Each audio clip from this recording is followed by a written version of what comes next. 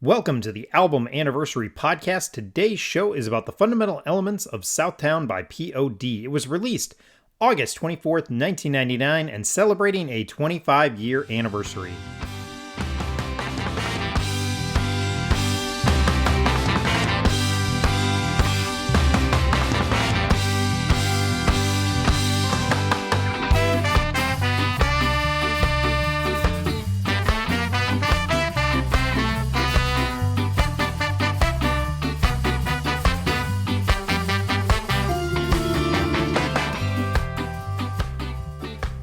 Hi, I'm your host, Caleb, or Caleb the Spy, on Twitter and Instagram, and every day on those social media sites I post about what I call album anniversaries. Look, it's just the anniversary of the album's release date. Sometimes I don't know that release date, so I've just picked a date on my calendar to celebrate that album, and that's really how this all started. A couple years ago, I created a calendar to celebrate the release dates of some of my favorite albums, but in the last year, the list of albums has grown significantly, and I now have over 2,000 albums tracked on my calendar. On this show, we often focus on alternative rock or punk, my strange obsession with ska, and in the 90s I was super into the Christian music scene, and that comes up often on the show. In fact, the show has kind of turned into a lot of CCM albums as of late, but again, the calendar dictates my content more than I do sometimes. And I've also always had a fascination with historically important albums or musical events. On today's show, I'm joined by Robert, often known as @Pearls for Swine Guy on Twitter, to answer 5 simple questions about the fundamental elements of Southtown by POD. Robert, welcome to the show. Thanks, Caleb. Good to be here. Yeah, I'm so glad you could join me. I know because of our interactions on Twitter that this is an album that means something to you. So when I was looking at the calendar, I was looking ahead. I thought, oh, this is who I want to ask, and hopefully it can make it work. So I'm so glad you were able to join us. So, without giving away too much about this album, because I know this album is important to you, tell us a little bit about kind of yourself and kind of your connection with music in general. I have 2 kids and a wife. We've been married for 20 years. Actually, just celebrated that this last month. Nice. So that's been really nice. And other than that, let's see. For work, I am the assistant manager at a building supply company. I also do some work in my church as the unofficial associate pastor. Okay. And I also have been kind of trying my hand at writing, just exploring that and trying to learn the trade a little bit. Nice. And then I know you've got a connection with music, right? Because we've talked about music online. Like, is raised in a household around music, or was something kind of just stumbled into in the high school years, like a lot of people? So I would say that I was raised with a lot of music. My dad always had, like oldies, mixtapes and stuff, a lot of Beach Boys, Sure. a lot of Monkees. My mom was always into Kenny Rogers and Dolly Parton. Where a lot of my real influence came in, though, was with my brother. He was into a wide variety of stuff. You'll appreciate the fact that he likes some ska. Nice. So we listened to like some Real Big Fish, Goldfinger, and he was also into Beastie Boys. Kind of dabbled with Queen a little bit. Okay. So yeah, we had a pretty wide variety. My sister was into a lot more of the hard rock stuff, but she also had a good variety. So I feel like I grew up with a lot around me. For my part, I didn't understand the lyrical music for a while. I don't know if that's just something with the way I'm wired, but when I was really young, the first album I ever bought I didn't buy it. I'm sorry. The first album that I ever had on CD was the soundtrack to Jurassic Park, because I was a huge Jurassic Park nerd, and I loved like classical music and movie scores and stuff. So that was the first thing I had, and then I found out that Weird Al had made his Jurassic Park song. So that album was the first one I bought, Alapalooza. And so I listened to that thing. I wore it out. And I was a Weird Al fan for a very long time. Still am. Still like his stuff a lot too. But that was my first album that I actually bought myself. And then after a while, I remember it was on, my brother had an X Games music compilation. It had like, a lot of 311, some of these different groups on there. And it also had Fatboy Slim. I don't know if you're familiar with his music or not. So the song was going out of my head, and I was like, this is so cool. I Hmm. love this. There's no lyrics. There's nothing to confuse me here. Hmm. It was just very, very accessible for me. And so like I went on probably like a 3 or 4 year kick where I listened to nothing but techno music Hmm. for a very long time. Again, the accessibility of either having no or very little lyrics for me was perfect. And then shortly, shortly after that phase, I had gotten into church and Hmm. got saved, and so I was kind of battling this thing of trying to make good choices with my music as far as my influences and all that. I remember a uh, a friend of my brother and sister was in a band, Hmm. and they had a radio deal.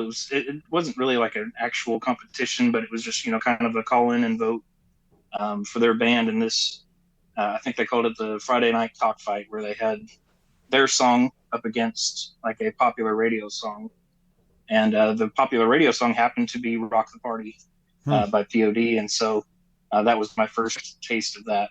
Hmm. That's crazy. And so yeah, so the draw for me on that with "Rock the Party" was all of the turntables and stuff that were used in there. Yeah. I realized that they didn't really keep that motif going for super long. They had a bit of that in the Brown album. They had it on this album, and in some of the demo stuff that they did for Satellite, they used it as well. But that's really about it. But that was honestly what drew me into it. Was I was super into techno. I heard turntables and I got excited. Hmm. That's awesome. Well, that's a perfect segue into trying to talk about this album. So let's go through some of these facts and kind of start breaking down this album and diving into it.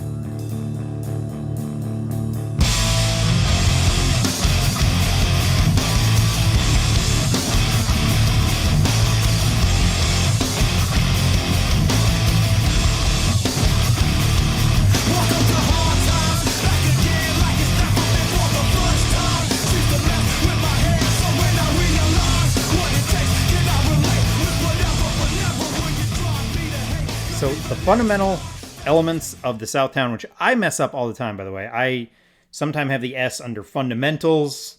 The S is sometimes at the end of elements. I screwed up every time. As far as I can tell, released August 24th, 1999. This was their third album, and it was their major label debut. They do have a live album that came out shortly before this one as well. Okay. I don't know if that counts in their discography or not. Yeah, I guess I should say third studio album then. That'll clarify it down. So I didn't know they had a live album. Huh? Interesting. It's okay. It's not great. I like the honesty. Favorite song on their live album is actually "Punk's Rock" from the Brown album, Okay. which is kind of a joke song that they just did for a lot of their like punk rock friends that were in bands. So, Okay. anyways, yeah, fun trivia there. Yeah, I didn't. I mean, I didn't even realize. So that's cool. This was produced by a guy named Howard Benson, who, if you go to his Wikipedia page and you find him, and then you actually have to go to a separate page to get to his whole discography. But he has worked with a ton of people. I'm going to name some of them, and then we can circle back to him. But he has worked with Motorhead, Less Than Jake, Blindside, My Chemical Romance, All American Rejects, May, Papa Roach, Sepultura, Reliant K, Third Day, Kelly Clarkson. Then we get into some real variety here. Kelly Clarkson, Creed, Skillet, Disciple, Three Doors Down, Doherty. I have Naughty written in the notes. Good job, me. And then he has worked a ton with POD. Like that is a consistent collaborator every couple of years if you look through his discography. So he has been with them. He did Satellite and at least 3 other albums by them, as I think. So he has done a lot of things. He has won a couple Dove Awards, and he's also won a couple Grammys. One of them was with Kelly Clarkson for the song Stronger, which he produced. So that's a real swing. He's kind of all over the place. Reliant K, Third Day, and Kelly Clarkson do not sound like a lot of those other things. But so, yeah, I was unaware of him before this, but Howard Benson is the producer. I mostly remember seeing his name pop up on Christian albums that I've seen. you know, I know that you still keep up with physical media Yeah. on all of your albums and stuff. I mostly don't anymore, just because of the financial aspect. But Yep. man, I loved going through liner notes, and I actually really enjoyed doing that for preparing for this as well. Yeah. But yeah, I remember seeing his name pop up a lot. Yeah. Yeah. It's kind of one of the, it's interesting when you do this sort of thing and you kind of like, as I was looking, I was like, oh, Howard Benson, no big deal. I hadn't heard of him before, so I didn't even do it. And then it was like this afternoon, I was like, oh, I should go see if he's worked with anybody else. And like this list pops up and I'm like, okay, well, I'm going to include this because it's, first off, there's a ton of variety, but also just, I mean, he's clearly, in 2007, 2008, he was nominated for like producer of the year at the Grammys. He didn't win either of those years, but he was nominated for that. So that feels like a fairly big deal if you put a lot of stock in the Grammys, which I can take or leave, but clearly a name around the industry. Yeah, absolutely. So this was their first album to go platinum, and it reached number 51 on the Billboard charts, or the Billboard 200. But, and this will come up a little later, well, it'll come up in a second, but it wasn't until 2000. So even though this was released in August of 1999, it did not chart at 51 until the year 2000. And I think it's because I was looking at this. Two singles off this album are Southtown, and then you already mentioned Rock the Party. Southtown was released as a single in February of 2000, and Rock the Party was released in August of 2000. So this album had been out, and maybe it was re-released as singles, but that is what I could find, is that these were released as singles, 6 months after this album came out, which is kind of odd in my opinion. I don't know why they did that, but it's a very interesting aspect of this album that it didn't chart and didn't blow up until 2000, even though it released in 1999. Yeah, I think they had a really great underground following. Yes. They call their fans the Warriors. They've done a Yes. couple of EPs that they released specifically for those fans. I personally think it was, they took the chance on producing this album, and they wanted to make sure that people were actually interested in it before they really tried to push any of the singles. Plus, new metal, rapcore, rap metal, whatever you want to call it, was it had been on the scene for a while, but it was still very young in the real pop culture bubble there. Yeah. And speaking of that pop culture bubble, perfect segue. Well done. Both of those songs would go on to be huge hits on TRL. And I do remember that. I was in college at the time, but I remember TRL being something that was occasionally on in the dorms. And I do remember them they became kind of staples of TRL in a lot of ways for a season. It wasn't for a long season, but these two both, I don't know if they hit number one, but I do remember them being on that. And for anybody who doesn't know what TRL is, it's Total Request Live. It was still, I think, a slightly important thing in the music industry back in 2000. Now I know MTV feels really irrelevant, but back then it was a deal. It was a big deal. Yeah, it really was. Now I'm slightly younger than you, so I was let's see, I was coming out of junior high, going into high school when this came out. And yeah, I mean, like every day after school, I mean, you went home and you watched TRL. That's what you did. I mean, that's just how it was. And yeah, I mean, so I remember seeing the Rock the Party video. I think I remember seeing the Southtown video, but it didn't really make an impression on me. That one was very much one of those like for the underground fans, sure, which is cool. I totally respect it. It just didn't jump out to me as a new listener. But yeah, I certainly remember the Rock the Party video, especially the they had the background there at the last part of the song. That was just beautiful. It was awesome. So yeah, man, I certainly remember that. TRL was big and hugely influential, because people actually got a chance to decide what kind of music they wanted to hear. And actually the videos they wanted to see. That was really, really cool. Yep. I think it's funny to think about it now, because I don't think there's anything, I'm not aware of anything like that anymore. And again, I'm not a TRL guy. I mean, the majority of the music that was on there is just not really for me. But it is interesting to think about, like, that is kind of that last little dying ember of pre-internet music stuff. I mean, that's kind of how it Yeah. feels.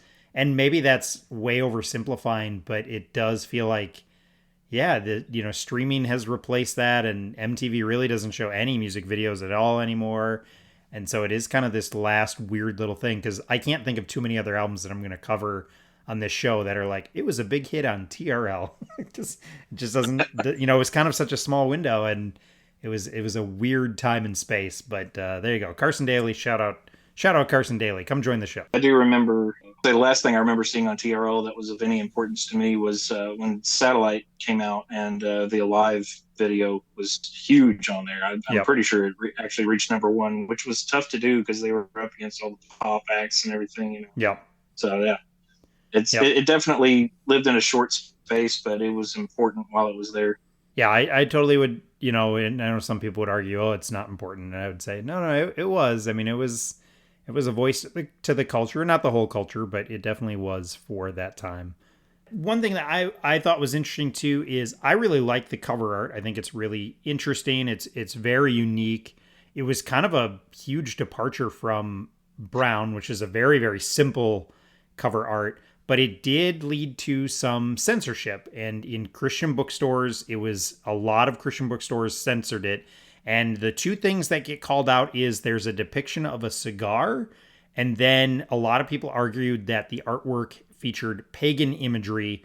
So again, just worth calling out that there was some censorship that they had to deal with in Christian bookstores, because this definitely was sold in Christian bookstores. I think that's where I got it for sure. But that's interesting that they had to deal with some of that censorship stuff. Yeah, I remember seeing the album cover and being like, yeah, that's kind of weird. I Yeah. was very much at the time a new Christian, so like I didn't have the same kind of hangups that a lot of other people did. Hmm. So for me, I was just like, oh, cool. It's just spiritual imagery, Right. which it is. There's a lot going on there, and I guess you could argue that it's pagan imagery. I wouldn't have personally like chosen that as the cover for this album. Hmm. It's cool. It's nice artwork. I prefer the motif that they have on the back of the album and inside the liner notes, Hmm. where they're all of the band members are expressed through different elements. Wood, fire, water, stone, all that. I think that's pretty cool. Yeah. I think it's a little bit more expressive of what they were going for, but yeah, I mean, it's kind of legendary now. Yeah. It's gained some status. My only regret is that I didn't pick up a copy at a Christian bookstore so that I could have both versions of the cover. Yeah. But yeah, I have the pagan one. Okay. You know what? Now that you say it, I do. So either my Christian bookstore didn't have a censored version of it, or maybe I did get it somewhere else because I don't have the version I have too is the regular old normal version now that I think about it. So, and then the last note that I have is that this did win a Dove Award in 2001, actually. So again, the longevity of this album is also something that's very interesting because it was the 2001 Dove Awards, and it was for the Video of the Year. Rock the Party won for the Video of the Year at the Dove Awards, so that's pretty cool. I don't think it had any Grammy nominations or anything like that, but it did win one Dove Award. So I don't know how many other Dove Awards they've won, but that's pretty funny. My guess is not in attendance for that ceremony, but I could be wrong. Yeah, I don't know. I'd have to go back and look and see. I'm sure YouTube's got some videos of that kind of stuff. But yeah, I also would be very surprised. They've always kind of had a sense about them of like we're willing to market to CCM and all that, but we're not really a part of it. Yeah. Which I know some people have a problem with. It doesn't really bother me. I think they were just like, like whoever wants this, it's out there and it's available, and you can enjoy it or not enjoy it, and it's fine either way. Yeah. So, I don't think necessarily they were just, trying to take advantage of that. But, even if they did, more power to them, because, I mean, I'm grateful that I was exposed to their music. So I'll touch on that later about how they do seem to strike a good balance. And I think that is one of the powerful things about this album, because you in the Christian space, you talk about crossover hits all the time. This has got to be up there with Amy Grant and Switchfoot as those to me are the three biggest crossover bands that were firmly in a Christian space of sorts and did the crossover thing and actually blew up. Those are the three. Michael W. Smith tried. There's some other, Jars of Clay tried, but nothing compared to those three, in my opinion. I'm probably missing some, but I think those three are. And probably NF is the most recent one, but you know that have really found that ability to cross over, which I think will. Well, maybe I blew my answer to the later question, but oh well. That's what are you gonna do?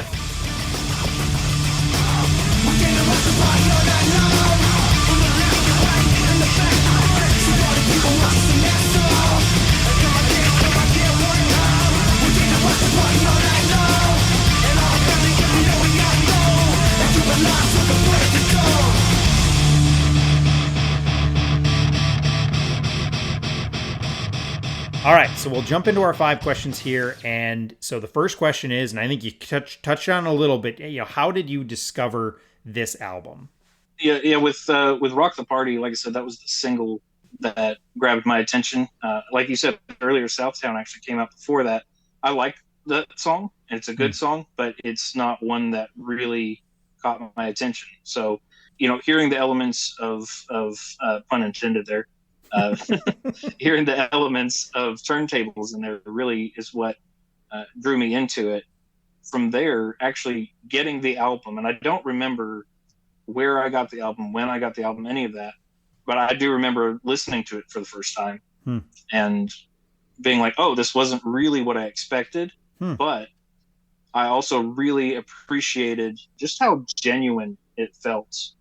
Yeah, Sonny with his vocals is very plain. I'm not saying that he doesn't have any artistic flair. He does. But, he's very understandable. He's very clear. Yeah. So I was able to latch onto that, again, as somebody, first of all, as a new Christian, exploring some of the different concepts and things. He was good at laying some of those things out for me. Yeah. But also just speaking in a way that I could understand. So for me, one of the big drawbacks, like I said earlier, with music, and particularly the music that my family exposed me to, was that I didn't always understand people when they were singing. You can sing in such a way that like lyrics become misunderstood. I mean, that's a very popular thing, right? For a song that you've heard all your life, and then you listen to it as an adult, and you're like, oh, that's not what they were saying at all. So with POD, it was this whole other thing where these are rap vocals for the most part, and what I'm hearing, I understand very clearly, and so it was just really approachable for me to step into that space and to hear somebody who ultimately sounded like he was just talking, but with that rhythmic style and with that flow. So it was very, very approachable in that way.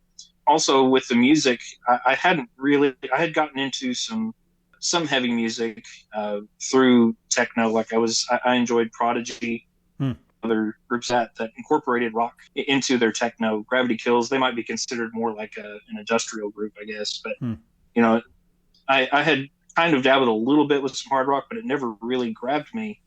And listening to this album, it was kind of like a step in that direction, but it wasn't too heavy. It wasn't too hard. It wasn't death metal or anything like that. It was, again, just very accessible. It was something that I felt like I could step into.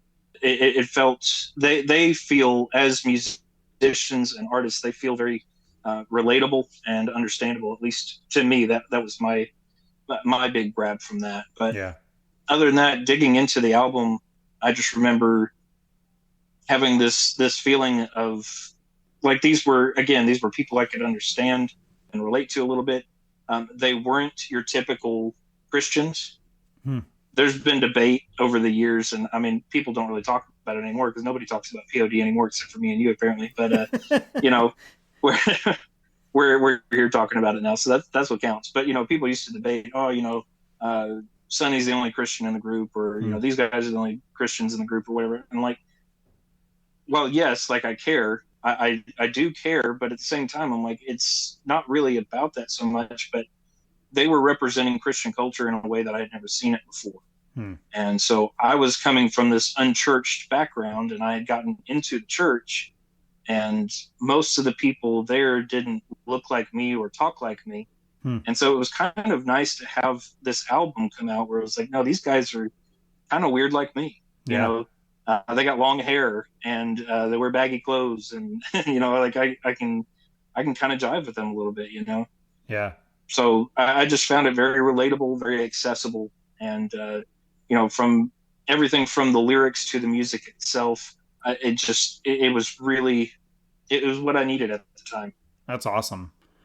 Yeah, I think for me, they had, I think they had kind of grown a following, like you had mentioned, in the Christian space. So I was aware of them as this album was coming out. And I had a buddy who was, I don't think he was working, he worked at the Christian bookstore in our town for a while.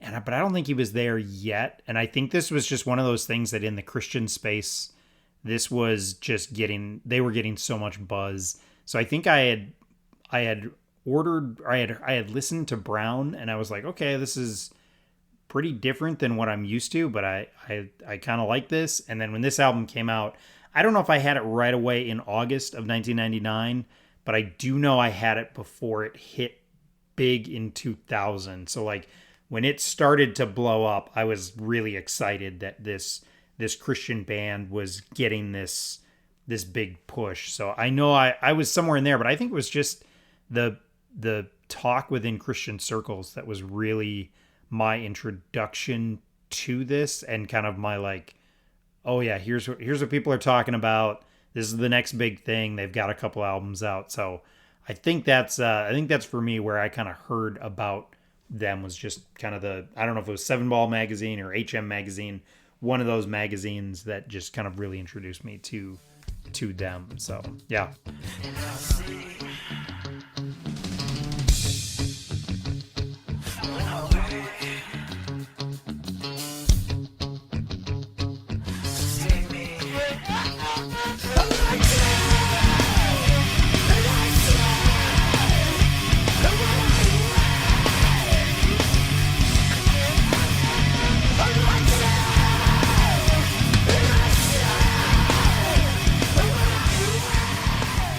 So then I know you touched on some of the elements that kind of drew you into it, but what are things that you love about this album? What are the things that like kind of stir your heart about this album? I guess it's very much just a nostalgic thing where Hmm. I just remember again who I was, where I was when I found this album, and how how those guys, through their music were speaking to me in a way that other people in the Christian culture kind of couldn't. Hmm. Don't get me wrong, I had a great church and great people surrounding me, but I always felt like this outsider. So songs like Outcast were just like, really, that was just perfect. That was what I needed at the time. So I remember that feeling. I don't know if this really counts in the vein of the question, but one memory I have about this album was I went to visit my aunt in Colorado, and hung out with her and my uncle and my cousins and all of this. And some of my cousins were a few years older than me, Hmm. so they're hanging out with a bunch of their friends. And I remember hearing this guy talking about how he was going to be a youth pastor, and all of this, and then he's talking about how he's going to get the Trinity symbol from POD Hmm. tattooed on his back, and he's like, yeah, basically like saying, I'm going to be a fan forever and all of this. And Hmm. I don't know why, I just always think about that when I think about this album, because that was during that era. Yeah. But I also remember listening to this album on the plane going to Colorado, and so there's just a lot of fun memories that surround that. And I don't know, it always felt like an album that was in some ways written for me. Hmm. There's this thing with POD that they have said before. I've tried to make it track, and I can't really make it track, but they say that every other album they make for them, Hmm. for themselves. Like basically, like we're going to just have fun on this album, and then Yeah. the next album is one that they're trying to be serious, write studio stuff that can go on the radio. So I've kind of taken that as this album. Fundamental elements of Southtown was them having fun, writing something for themselves, and then Satellite was that follow up where they were, really trying to make marketable stuff. Yeah. So where a lot of people, I mean, a ton, you've seen this, of course, a lot of people are like, Satellite is the greatest POD album ever. It's one of the greatest Christian albums ever, which Hmm. I do agree with that second point. but I don't consider it as great as this one because Hmm. this one felt more like a love letter to fans. Hmm. You've got songs on there like Tribal and Image that are very clearly songs where they're speaking to their fans. Yeah. I don't know, you don't get that same depth with Satellite. Yep. There's some very personal songs on that album as well, but this one to me, it made me feel like I'm part of this Hmm. in a certain way. I know it's kind of weird to say, but it made me feel brought in with these guys. And I don't know if this is the right place to say this or not, but they've been my favorite band ever since this album. Hmm. I have followed them. I've uh, never not listened to an album they put out since then because Sure. of that initial draw where it was just like, no, these guys get me. Hmm. Again, we can just jive together. So I loved it for those reasons in particular. A lot of great songs that make me love it as well. Again, "Rock the Party" actually being the first song that I got into is now probably one of my least favorites on this album. I still like it. Oh, really? I'll still listen to it, but the more I got to know about the band, I was like, no, that was kind of a song that they wrote for the radio, Right. which is okay. You got to do that. I mean, it's your livelihood as a band in a Yep. lot of cases. And they've been working since the early '90s. They've been trying to get on their feet as a band. So Yeah. I totally get that. But then you have, for me, songs like "Freestyle" is kind of an alternate version of "Rock the Party." It's like the real version that they Hmm. actually wrote for themselves or for their fans. So yeah, there's just, like I said, man, there's these great moments on this album that just really draw you in if you're invested in the band Yeah. as a whole. I think if somebody came upon this album today, it wouldn't have the same effect that it did when it came out. Hmm. Not to say that nobody could or nobody would, but I think it was one of those moments where like you kind of had to be there and to be a part of it when this was happening, because it wasn't just about the songs, it wasn't just about the album, it was this whole atmosphere they were creating and kind of curating within Christian music in a way. There were other bands in that space as well. You had PAX 217. Pillar was kind of up and coming in that same era, trying to do the same kind of music. And the only other one really to me that ever reached that same level of doing new metal was Project 86. Hmm. They had that same kind of grassroots thing, which fun fact about Project 86, Sonny, around a little bit before this album came out, Project 86 released their first album, their self-titled album, and Sony guest vocals on one of the tracks on there. Hmm. And it sounds very much from this era of their music, so I love that as well. But I guess what I'm saying is nobody was really doing what they were doing and pioneering this kind of music in the Christian space until then. And whether that was intentional or not, I don't know. But it always felt like they were doing it for their fans, Hmm. for the people who were going to buy their albums, 20 years from then, which Yeah. is still me. I think you nailed it with like the idea that what I love about this album is that it is still raw. It's not as raw as Brown or Snuff the Punk. Though it's not as raw as those. And I love Satellite. I really do. In some ways, it's maybe my favorite because I do like. I've always made the joke that I really love stuff with a lot of pop sensibility, and that is it Yeah, is their most pop sensible album. So it's probably the one that I just can enjoy the most. But this one, you're right. This one is such a better balanced album where they have yeah, the moments. Because even Southtown, it's a heavier song, but I was re-listening to it today, and it's got enough clean elements to it that it's like, oh yeah, this is a really good lead single. And they yeah, walk that balance really, really well on this album.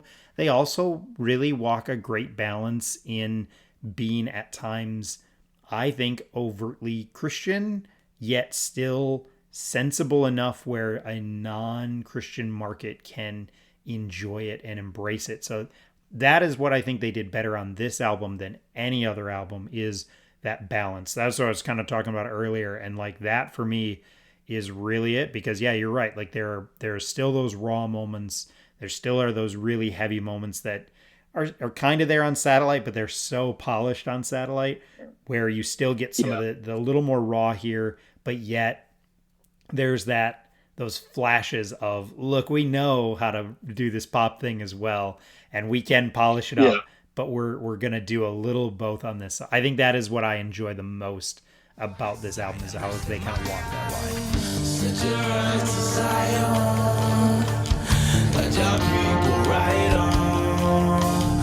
Set your eyes to Zion. Let your people right on. We set our eyes to Zion. Let your people right on. We set our eyes to Zion.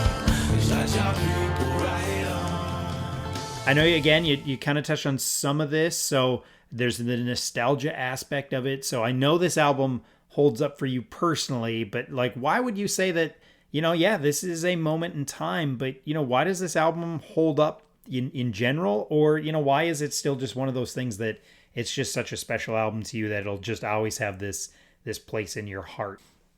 So, like I said, I did touch on this a little bit. I do think that there's an aspect of this album where the album as a whole, I guess, could still be something that somebody would discover today and appreciate, but it was this moment in time, almost a time capsule. Again, there was this whole influx of new metal that was happening Yeah. at that time.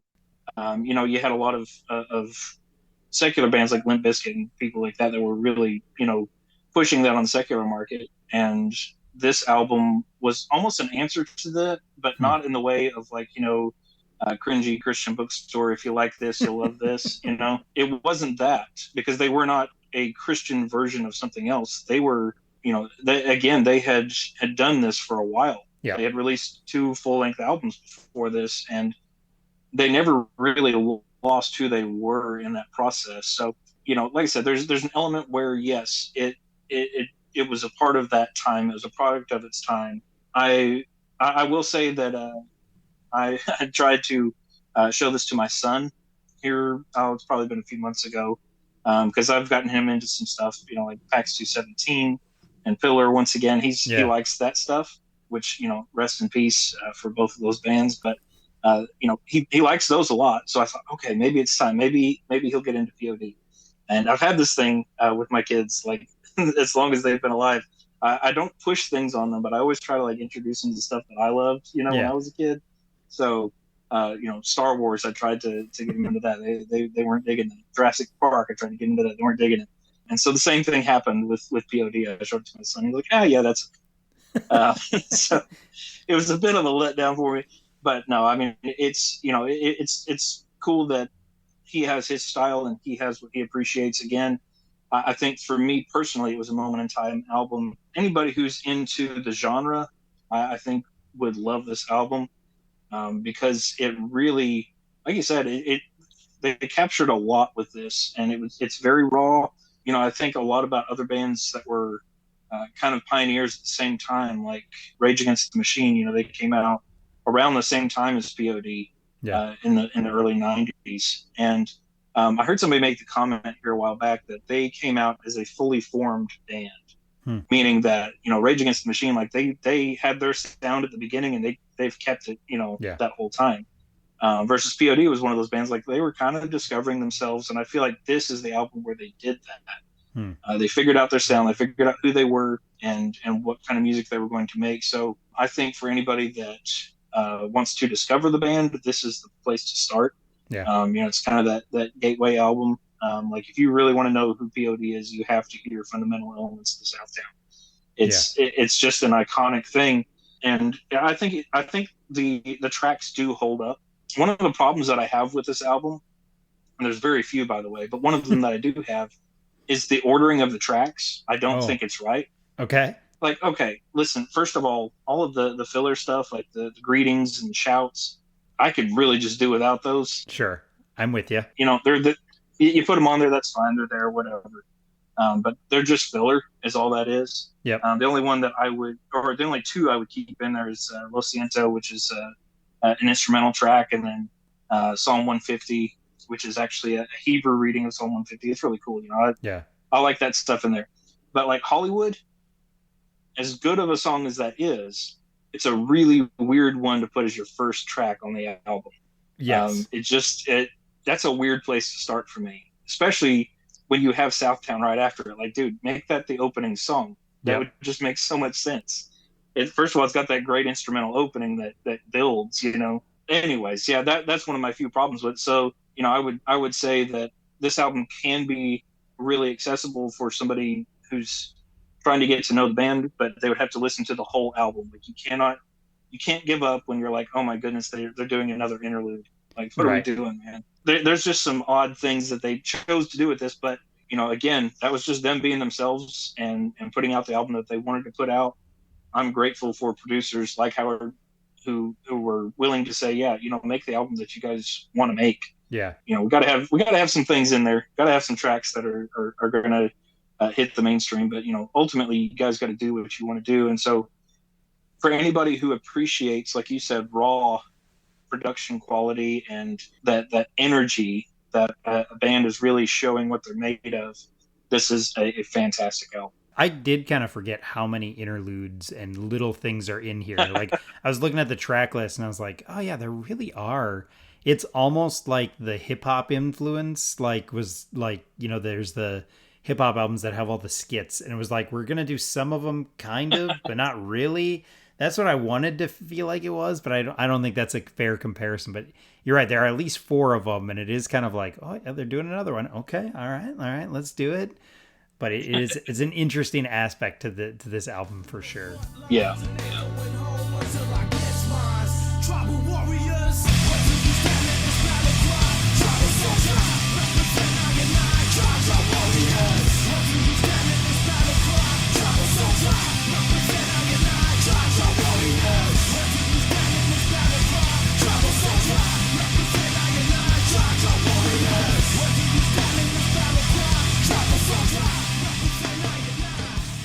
And nu metal's kind of made a comeback in the last couple of years. Like I think that's another reason to potentially go back this if you're gonna, Yeah. because like Limp Bizkit has become a thing again, and so like you know that's fine. People can like them, but like I think this is comparable and I think even a little more substantive. I can't speak. It's got a little more substance than anything Limp Bizkit has put out. So like, if you're gonna go back and dive back into the new metal, I feel like this is actually a better album to do. So I kind of almost feel like that's another reason where it kind of holds up. And if like somebody's like hearing about this new metal thing, that's a reason I would tell them to like, hey, go back and check out this album actually because it's got some of that feel, but it also I think it feels less manufactured than a lot of new metal because I think they had that history. So that's the other thing I would say is like you should go back and check out this one instead of going back and checking out some of those other new metal bands. And they're fine. People can go check those out. But I think this one has a little more substance than a lot of those. Absolutely. And I think that was because they knew like this was their break. Dude, we got to put our best foot forward. And they really did do that, you know, because, you know, Brown, for instance, again, while it is a good album, there's like 3 songs on there that I will consistently listen to. Most of the others on there, I'm just like, those, you know, they're good. I'll listen to the whole album and I enjoy it. But, you know, if I'm just like picking off tracks, there's only going to be like 2 or 3 off of Brown. Yeah. Same with Snuff the Punk. On this album, I'm like, you know, it's just the whole album. It's all really good because every song really has a message. And I don't mean that in a heavy-handed way. I think it's very, very natural. You know, again, to use the word raw thing that they're doing here is, you know, we have something to actually say with our music. We're not just, you know, writing songs like Limp Bizkit about Nookie. You know, I mean, Right. we're trying to make something here that will actually speak something into people's souls a little bit. And so in many ways, it does kind of have that staying power. I didn't realize that Limp Bizkit is making a comeback. Is that what you're saying? Like, are they releasing new music? I think they did like in 2023 and like they're performing again and there was like a new metal festival recently. I mean, I think new metal and kind of the rap rock stuff has kind of started to make a little bit of a comeback, but I think it's purely nostalgia. It's not like people are like, let's hope a whole lot of new bands start. I think it's more just I think, and I'm not a huge new metal guy, so but I think it kind of, when it spiked and then dropped off, I equate new metal a lot to some of the ska stuff where like it's really easy to kind of poke fun at new metal because it kind of it shot up and then it kind of died off in a lot of ways, and metalcore Yeah. kind of took over, which I think also metalcore can be made fun of in my opinion. But like I think it has some of those comparisons, and I think it's kind of the people are taking a step back and being like, okay, I really did like it, and then I started making fun of it, and that was maybe so. Like, I hope it's a bit of that where people can kind of step back and be like, no, there were some good things about this, and it's not going to be for everybody, Yeah. but at least there's some of that recognition that I don't need to make fun of this, even though I maybe thought it was the greatest music ever, and maybe it's not, but it's also not something I should be Yeah. making fun of either. So Two things on that real quick. First of all, there was a weird period of time, I would say from probably like 2003 to 2008, where like new metal just died, yeah, and nobody was doing anything with it. POD put out a couple of albums in that time period, but I mean, like, you did not hear rap vocals over rock tracks during that time period. It was yeah, really strange. And I remember just kind of being in the midst of that and be like, did that genre just completely die? Like, are we just done with that now? I wasn't, because I was still enjoying the stuff that I had enjoyed before and the little bit of stuff that was coming out in the midst of that. But yeah, it definitely, like, it came over like a wave, very similar to what ska did. And something else I was going to mention is that in the liner notes, I was reading the band's thank yous, which is honestly really excessive on this sure, album. They've got a long list, but within that list is Fire Iron Frenzy, Supertones, Insiders, and Squad 50. I know they're not technically ska, but they're kind of ska adjacent at least. yep. But I thought that was pretty interesting. Yeah, I think I think because they ended up doing so many Cornerstone things, I think they really, because I think they headlined Cornerstone at least 3 years. I mean, they kind of became Cornerstone's big draw for a while, I think. I know my friends saw them in a diner outside of, like, they were leaving Cornerstone and they were like, well, let's get something to eat.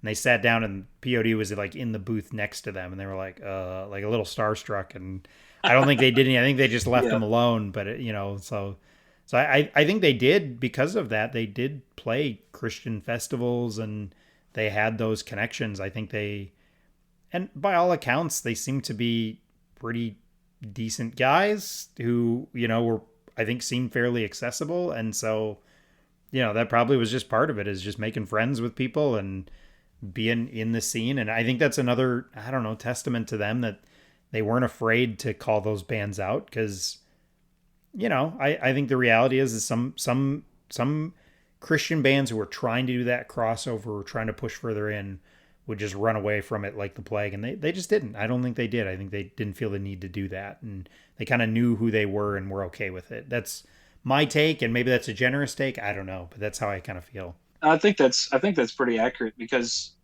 to the point of bands like Limp Bizkit, they may be making a comeback. POD never actually stopped making music. Yeah. Yeah. They've had some little hiatuses, but they never broke up as a band. They've consistently put out albums at least every like 3 years or so. Yep. They had a brief period where Marcos, the guitar player, stepped out, and they brought in Jason Truby, who, in my opinion, I'm a Truby guy. I really loved his guitar work that he did on there as well. But I know that doesn't pertain to this album, but they stuck with it, is my point, and they continued to make music. Just here over the last couple of years, the drummer Wov finally dropped out of the band. Yeah. And I don't think they've officially announced their replacement. They've had a touring drummer and all of that. But, they released an album without him, which, to me is just a testament of like, hey, we're just going to keep making music and keep enjoying what we do. I know a lot of people didn't like the new album. I personally like it. It's definitely overproduced, which is a huge contrast to this album. Yeah. And what makes this album great. At the same time, I feel like they've stuck true to who they are and just continue to make the same kind of music and to have fun with it. I think that's huge for a band. I'm with you. I wish when Marcus came back, the other guitarist would have stayed. I really Oh love man, that would have been so good. I really love that album. I think they're what's the one he's on that it's it's after Satellite. He's on two of them. Okay. He's on two of them. He's on the follow up to Satellite, which was Payable on Death. Yeah. That's regarded as one of their lesser albums, but I revisit it a lot. I think it's really great.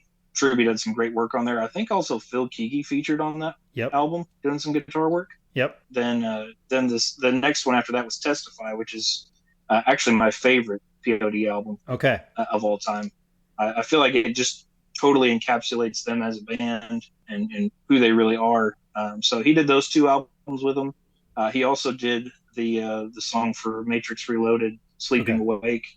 He was a part of that. So yeah, he was only there for two albums, but yeah, I'm with you, man. And I wish they would have kept him in there and Marcos. I think that would have been an awesome dynamic. I think Payable on Death, I think that album is really underrated.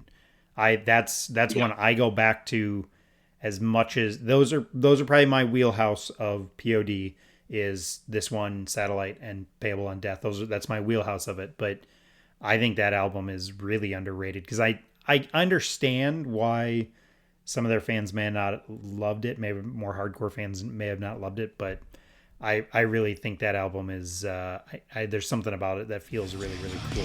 So.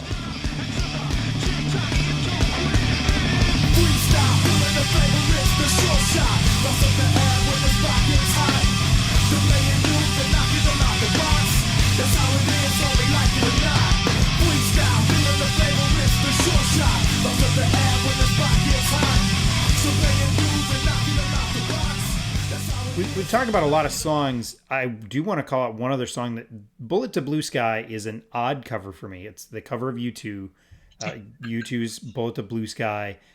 How does that song land for you? I know you've mentioned a lot of other songs. I love that you mentioned Freestyle. I think that's maybe Southtown and Rock the Party, I think, are just such great hits. But Freestyle is maybe my favorite song off the album outside of those two. But what do you think about that Bullet to Blue Sky cover and kind of where it fits in the POD's discography? Man, I think it's a weird one on this album. I do like it. I like the song. I have a hard time placing it because, like I told you, the track list on this album is all messed up. It's very, very backwards in my opinion. But that one I wouldn't honestly, because like I thought about like doing my own playlist of like reordering the songs and putting them in there the way I think they should be. I don't know where to put that song because it's not a bad thing. It's like it's a standout song in a lot of ways. The same way that Hollywood is. You know, it's not. It doesn't fit neatly into it. Personally, I think that song would have been a better fit for Satellite. I think it would have belonged more closely with that grouping of songs. But I will say this: I think POD's cover of Bullet to Blue Sky is better than the U2 version. I know that's probably a hot take. That is a hot take. I don't care. Listen, I listened to it the other day just because, like, in preparation for this podcast, I was like, okay, I need to go back and listen to U2's version before I make that statement. I stand by it. It's just the U2 song is just not that good. It's interesting, and even for U2, it's a weird song. Right? Like that's always been one of those that not a lot of U2 fans like. So it's an odd song. I don't hate it. I don't love it. It's not one of my absolute favorites from the album, but I think it's still a good one. I would keep it in there, but I also might move that to a different album myself. But yeah, I think it's a good cover. I really do. He brings a lot of passion and energy to it that's missing in the U2 version. So, you know, that's where I stand with it. Maybe Bono's thing was like, no, this needs to be nuanced. I don't know. But it just doesn't hit for me. It really doesn't. When I listen to Sonny delivering the vocals on it, I'm like, no, I feel the passion of what you're saying here. You know, it's funny. U2 has now come up on two of my podcasts. That I'm not a big U2. I mean, I like U2. They're fine. It's hard not to. It's hard to hate on U2. They're got enough hits over the years that there's something there for most people. But it's just funny now that I just realized as I was asking the question, I'm like, oh. U2 has now come up twice on my podcast without doing a U2 album. So there you go.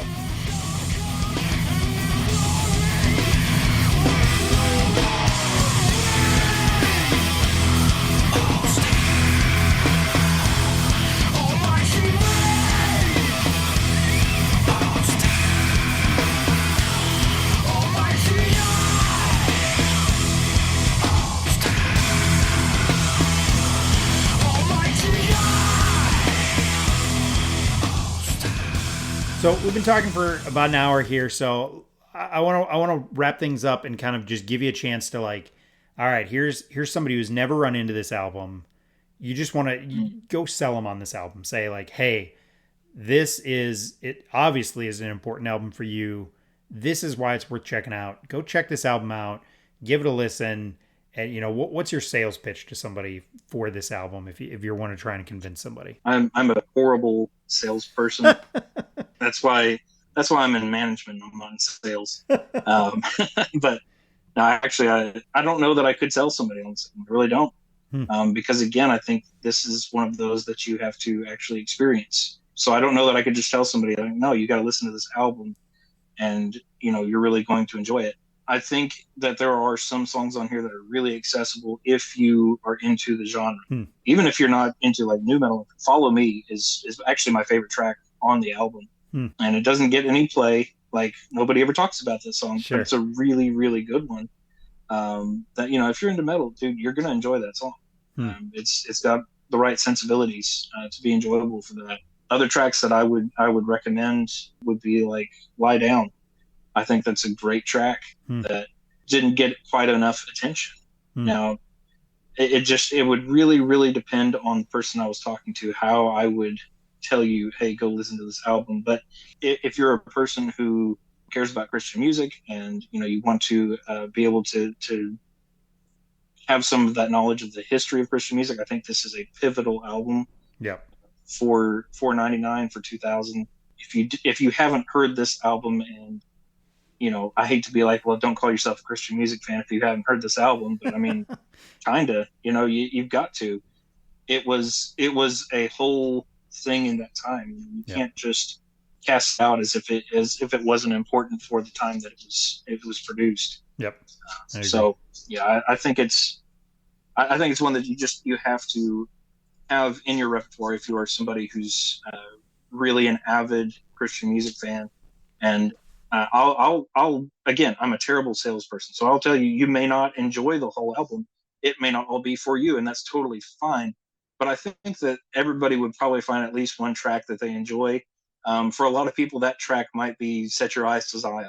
I don't know, but that you'll find something on there that I think is enjoyable for you.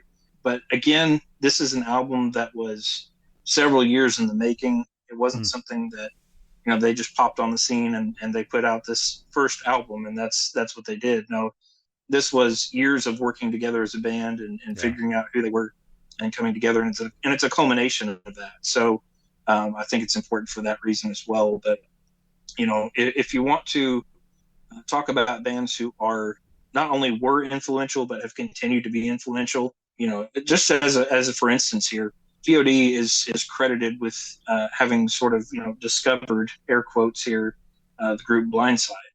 They were kind of pivotal in them having that marketability and kind of pitching them to their record label. So they have a lot of influence, but I think the thing about POD is that they're not heavy-handed. So you're not always going to have that draw that everybody's going to love this album. Everybody's not going to love this album. If you want the POD album that everybody's going to love, you go to Satellite, because everybody loves that album. Yeah. I don't think it's because it's objectively better. I think that it's because it came out at the right time. It has, like you said, a lot of those pop sensibilities and all of that, which is great. Again, love that album. But this one is one that you almost have to be a fan of the genre, be a fan of the band to really appreciate this album in the way that you need to. So again, I'm a terrible salesperson, but also very rarely have I ever had somebody say, hey, you should listen to this album. You're really going to love it. And me actually love it. I think a lot of times we just have to discover those things for ourselves. And when we hear it and it clicks, man, that's where it is. And that's what this album did for me. It may not do that for everybody, but I think it is worth a listen. Once again, if you are somebody who follows Christian music, or specifically if you've followed Christian music for the last couple of decades, this album is a must listen. And even if you don't absolutely love it, I think you're going to see where the influence of this album carried on to other groups and other albums, later albums that they put out none of that, I think, would have been the same without this album having come out. I think you did a pretty good job selling it. I think you're underselling your salesmanship, which is Well, very thank you. ironic and a little weird. But yeah, I think you did great. I think that there are certain songs on here that would have been great singles if they had been pushed as well. Freestyle is one of those. I've never actually watched the movie Little Nicky, but I've been told that song was featured on there. Okay. It's not a part of the official soundtrack, but it is on there from what I've heard. I haven't watched it. I've seen it. I think I remember seeing it in there. So yeah. Yeah, they actually did an original song for that soundtrack, School of Hard Knocks, which I think would have been a great addition to this album as well. But it just kind of got lost out there in soundtrack space, so it didn't really have the iconic power that it should have. But yeah. There's a lot of great tracks on here, like I said, that could have been great singles. I think Outcast could have been a great single that a lot of people would have really enjoyed if they'd had a chance to hear it. I do remember hearing Set Your Eyes to Zion being played on a radio station. It wasn't a Christian radio station, but it was a radio station that on Sundays they would play Christian music. And I remember that was like one of the most requested songs at the time, Set Your Eyes to Zion. Which I thought was just, kind of cool. I mean, it was them getting out there with a song that was not an official single from the album, but yeah, people really did like that song. So, it's one of those that there are some great standouts on here, some songs that don't get talked about enough that, unfortunately, too many times, and I think the same thing happened, by the way, with Satellite. Too many times they front load the album with the singles, and because of that, people miss out on some really great tracks because they're just listening to the front end of the album because that's where the hits are. Yeah, they did the same thing with this album where you've got Southtown and you've got Rock the Party right there back to back with an interlude, of course, in between there. But they're right there together, and I think a lot of people didn't really listen past that point of the album. Yep. And so they missed out on a lot of really great tracks that should have been popular, but weren't. I think music marketing back then was very different as well. So you didn't hear stuff because it's what people wanted to hear. You heard stuff because that's what the executives wanted you to hear. It hit all the right boxes for them to check, and certain things were radio safe and other things weren't radio safe. And it's one of those albums that could have been bigger if they had been known as a band beforehand. If this had been released as their fourth album instead of Satellite, I think it would have been just as big as Satellite because people would have had more exposure to the band at that point. They would have picked up the album, heard these tracks, demanded to see and hear more from them. So, it hit at just the right time, and it also hit a little too early in some respects. And so I guess maybe that belongs in the sales pitch of, you should listen to this album because if you don't, you're missing out on some really, really great tracks that just never got any radio play that they honestly deserve.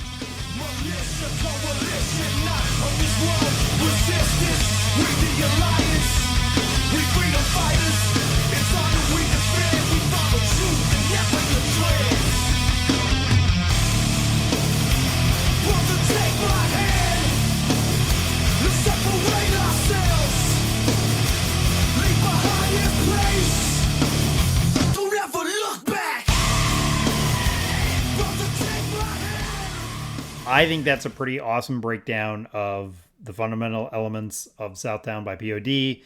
Again, released August 24th, 1999. So 25 years later. It doesn't make me feel old, but it is funny to think about that was 25 years ago.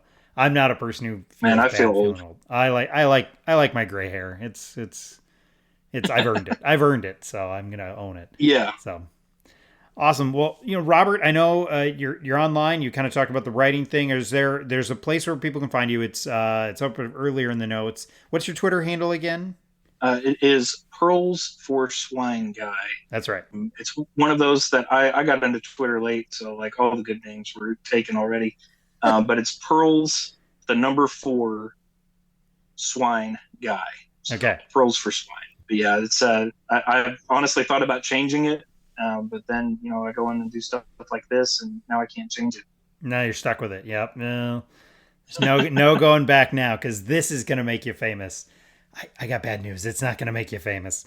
Uh, That's okay. I do not want to be famous. That's a lot of pressure. Yeah, I mean, I do 2 podcasts, so clearly I have a little bit of. I mean, I would do this for a full-time job if I could somehow find a way to make money off of it, but that's not going to happen. I'm not quitting my IT job anytime soon. So, well, awesome. Are there any other things online that you want to tell people about, or it's pretty much Twitter, or is that kind of the place to find you? Yeah, that's about it for me. I'm on Facebook, but I'm not really on Facebook, so don't even bother looking me up. Yeah, I loosely exist on Facebook. Okay. Mostly to keep up with family and that sort of thing. That's kind of Twitter's where you find me if you want to. Yeah, if you want to talk about Christian music stuff on Twitter, man, I'm all about it. I love it. Yep. Hashtag CCM Twitter is where I live on that app because I've discovered great guys like you. Which, by the way, can I just say real quick, and I want you to include this in there, not edit it out. But I love what you are doing with all of this. I know that like ska is definitely your wheelhouse, but the way that you have really branched out and you're talking about all these different albums and all the album anniversary posts and stuff like that, it's really, really awesome. I feel like you bring a lot of people together with that.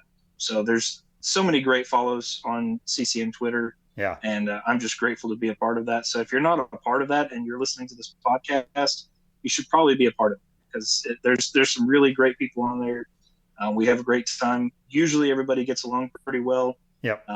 There's a few of us that get a little salty about some things every once in a while, but usually we can come together. We do tournaments and stuff like that over artists and albums and songs. So it's a good time. It's the only healthy place I've found on Twitter, to be totally honest. Like every other thing I've gotten involved with on Twitter, it's just, it dies, or it's not as healthy. And like, it is CCM Twitter, but there's also like, there's enough talk. You got to have some connection to Christian music, but there's enough talk of other music too that I think there's a lot of conversations that happen that I feel like are just really enjoyable. And yeah, I'm so glad for that little, I keep on referring to it as a community, and that's kind of how it feels, is that little community. And it is really funny when people come in from outside it. Like I can almost tell when one of my posts has gotten enough into the algorithm that all of a sudden like people outside that community come in, because I get some of these like comments that are just, like, oh, that's so stupid. And it's just like, oh, no, I can tell you're not a part of the group. And, you'll look at like, nope, they don't follow anybody I follow. I can kind of tell they don't really know this space, that in general, even when we're critiquing, I still feel like most people come with some sense of like, this isn't for me, here's why. Like there's not a lot of just, this sucks and you're stupid for liking it. Like there just doesn't seem to be a lot of that going on. There's some good back and forth conversations. I'm always amazed when people, because like that's part of the album anniversaries. Like I ask the question in every post, like, what do you appreciate it? And it's crazy. Like the albums that get people really going, it happens like once every couple weeks where I'll get somebody who just says like this 4-tweet explanation of why this is the most important album for them ever. And I'm like, okay, I clearly have not given this a close enough listen, because this clearly has touched a chord with you. So those are always fun to see when people post those. So awesome. Well, Robert, thanks so much for coming on the show. Thanks for breaking this album down. I couldn't have done it justice, so I'm glad I had an expert come in to help me put some real meat on the bones of this album and really sell it. I think you sold it well. I think it's a worthwhile album to go check out, and I think you did a good job selling it. So thanks so much for coming on the show, man. It was great having you. Yes, sir. Thank you so much for having me on here. It was a real privilege. Anytime you want to talk about any other album, man, holler at me. This is fun. Thanks for listening to this episode of the Album Anniversary Podcast. Again, I want to say thanks to Robert for joining me to talk about the fundamental elements of Southtown by POD. It was just great to have him on the show. Obviously, it's an album that means a lot to him, and just to get his perspective on it and his experience with it and just the insights that he brings to this album. I'm really thankful to be able to find people like Robert who have these strong connections to these albums. So thanks again, Robert, for coming on the show. Really, really appreciate it.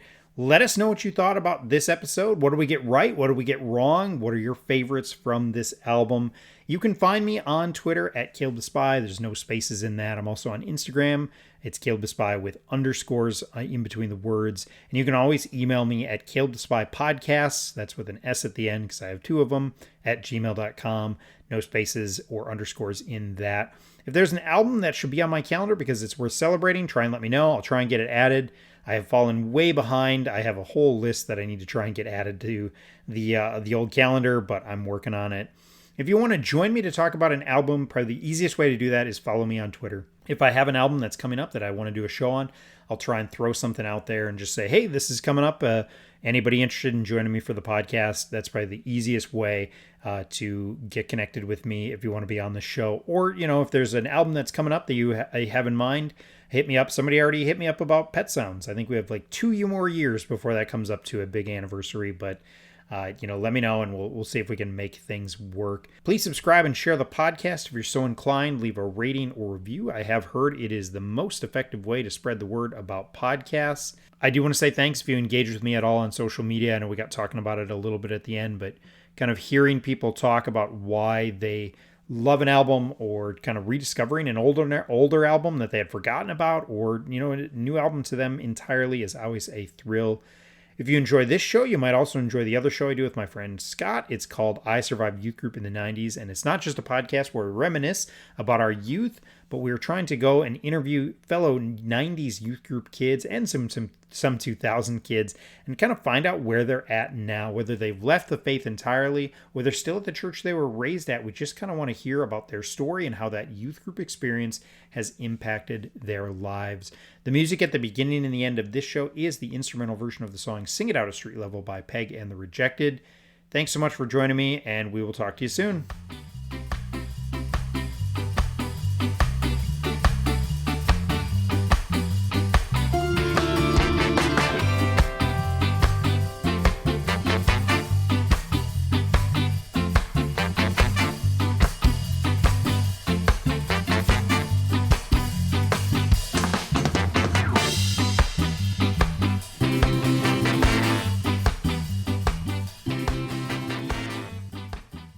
Anytime you want to talk about any other album, man, holler at me. This was fun. Well, what I do, I'll cut that. I'll cut this there. But what I do is I literally look at trying to find like last year's post on the album, like if I'm going to do a show on it. So that's how I was like, man, I swear you were on my list of like people that I knew I wanted to have on. But I literally went back to my post on this album last year and I was like reading the responses and I was like, oh, okay. Yes, I knew there was an album coming up that you would be interested in, so that's when I pinged you.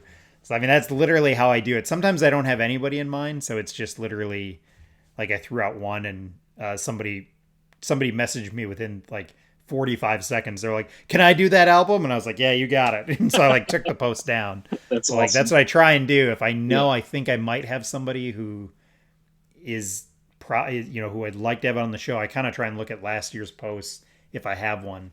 And kind of be like, all right, who's somebody who'd be interested in this? So that's why I reached out to you for this one. It was last year's post on it. So yeah. Yeah. Well, I really appreciate you doing that. I don't get to talk about POD with anybody, so I was really glad to do this. Yeah. Awesome. No.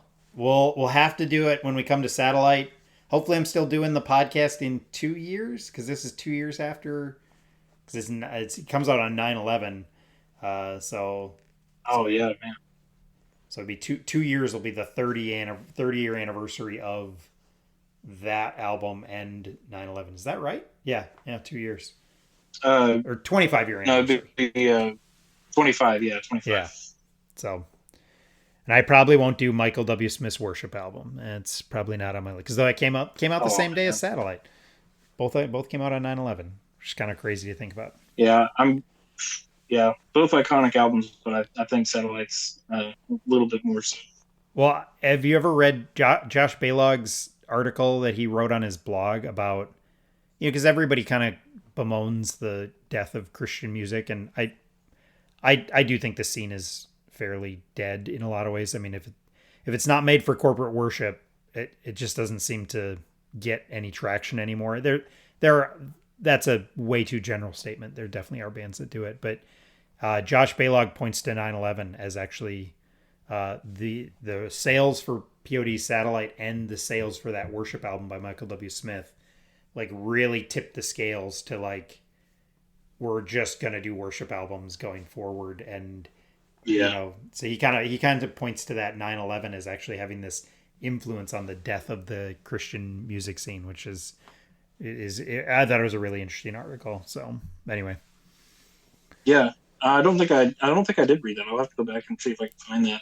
Yeah, I think it's on his blog. That is a very interesting observation. Yeah, and he's pretty honest about like he's like this is observation. He's like I don't have a ton of like data to back this up outside of just things I observed. And so he's pretty honest about that. He's not like he's got this like all these graphs that point to sales numbers and stuff like that. But I thought it was really, really insightful. So